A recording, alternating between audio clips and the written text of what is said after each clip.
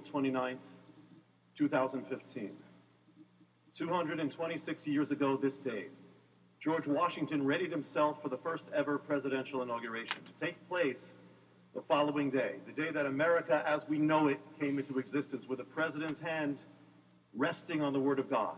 That day would conclude with America's first government gathering in prayer to dedicate the nation's future to God. A century and a half earlier, another seminal event took place on the same day.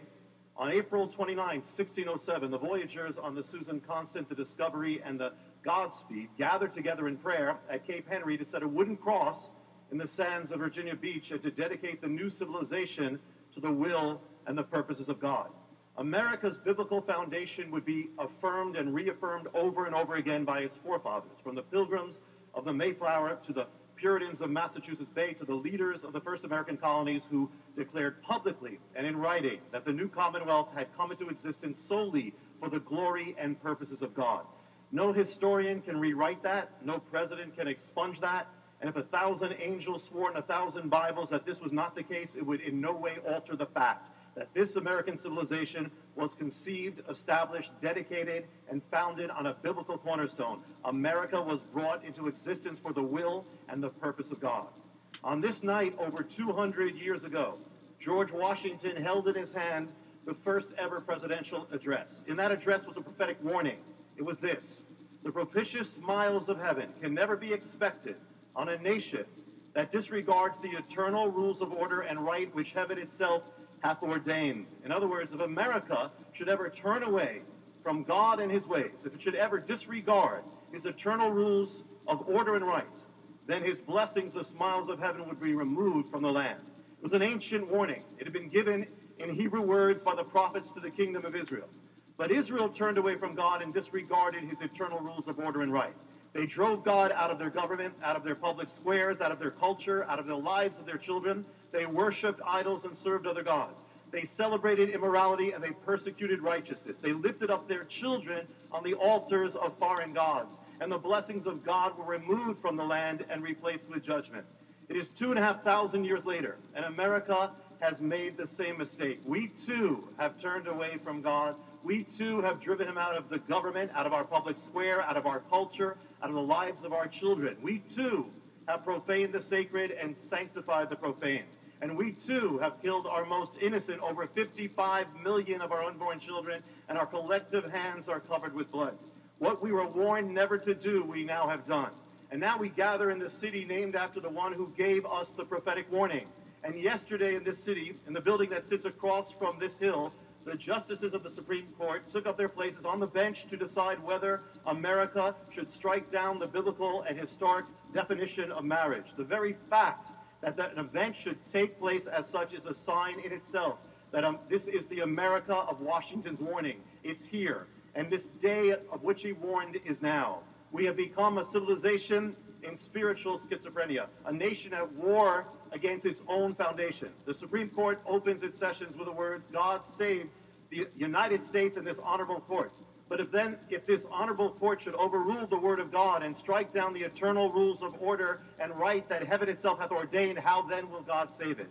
Supreme Court justices, can you judge the ways of God? Can you, with man-made verdicts, overrule the eternal laws of God?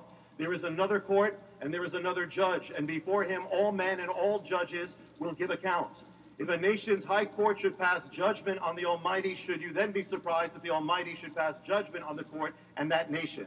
In the book of Jeremiah, it's written, "Has a nation ever exchanged its gods? Yet my people have exchanged their glory for that which cannot help them." Let us not pretend as to what we are now doing. We are doing that which Israel did on the altars of Baal. We are exchanging our God for idols, our light for darkness, and our glory for that which cannot save us. Are we ready to risk that which comes on the other side of that exchange? The day when the blessings of heaven are removed from the land. We began with a word from the president of our First Nations, or the day that he began as president. I now speak a word to the president of our nation's most recent days. Each time I've spoken here, I've asked a question. I'll now answer it. Mr. President, with all respect that is due, what happens if one assumes the presidency by placing his left hand on the word of God, and then with his right hand enacts laws that war against the very same word of God on which he laid his hand? Such an act invokes the judgment of the Almighty. To swear an oath on the word of God on which it's written, defend the weak and do not murder, and then to not defend the weak, to not protect the unborn, but instead to advance their murder, is to invoke the judgment of the Almighty. To swear an oath on the word of God in which it's written, do not cause your brother to stumble, and then to seek to force those who uphold the word of God to transgress the word of God by partaking in the killing of the unborn and the celebration of sin, is to invoke the judgment of the Almighty. And to swear an oath on the word of God in which it's written, righteousness exalts a nation, but sin is a reproach to any people, and then to take part in the leading of a nation away from the eternal rules of order and right that heaven itself hath ordained, and against the very word of God on which you laid your hand, is to invoke the judgment of the Almighty. When the leaders of ancient Israel turned away from God, when they abolished his precepts and broke his covenant, they did so in the shadow of Moses, whose voice cried out to them in warning. Mr. President, when you address the nation from this house, look up above the senators and the representatives, above the Supreme Court justices, and above the invited guests, and you'll see a face, the only full visage in that wall, looking back at you. It is the face of Moses. And if that face could speak, it would say this: no man can overrule the laws of God, no order can annul the order of God, and no judgment of man can stand against the judgments of God. Invoke not his judgment, but choose life. Lead in the way of repentance. Invoke the grace of God that he might have mercy on this land. We've come to a most critical moment. As Elijah stood on top of Mount Carmel and cried out to Israel in his hour of decision in between two altars and two gods, his voice now cries out to America and says, choose you this day whom you will serve. 70 years ago, the chaplain of the United States Senate cried out with the same voice and said to this nation, if the Lord be God, then follow him. But if Baal, then follow him and go to hell.